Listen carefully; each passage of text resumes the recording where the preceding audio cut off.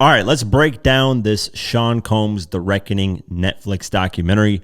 There are 4 episodes, roughly an hour each, and they each have their own part that plays a pivotal, I think, role, and it's very well executed and how, it leads up to what's happening now in the present day with Diddy. The first episode is titled Pain versus Love, and this episode highlights how Diddy was brought up with his family, mainly his mother, and then how he started to get into the music industry.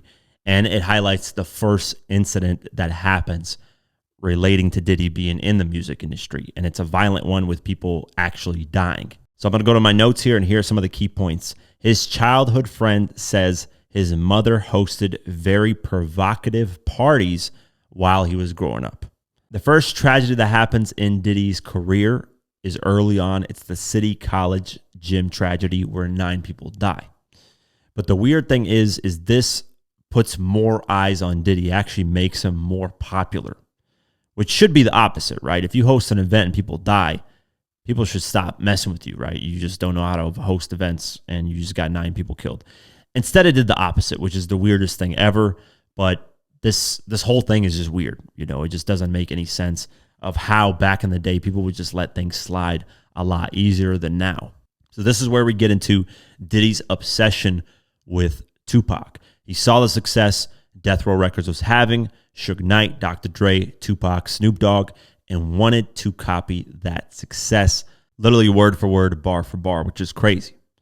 And I always had heard, when I did my Diddy $1 million hit on Tupac's live documentary, I always had heard that Diddy was jealous of Tupac.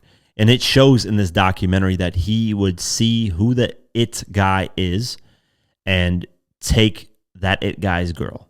That's what he wanted to do, which is some greasy slimeball stuff. But hey, what can I expect? I mean, this is Diddy we're talking about here.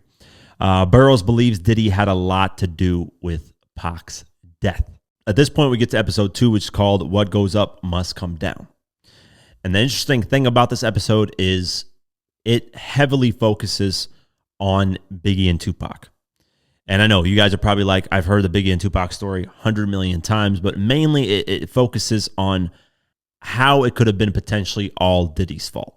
Now on to episode 3, and this is where we get into, how Diddy got his rise to fame as him being the star, how he started to manipulate more situations. I mean, we get into the shooting with Shine. We get into the part where he decides to go with a bat and beat Steve Stout, all kinds of stuff.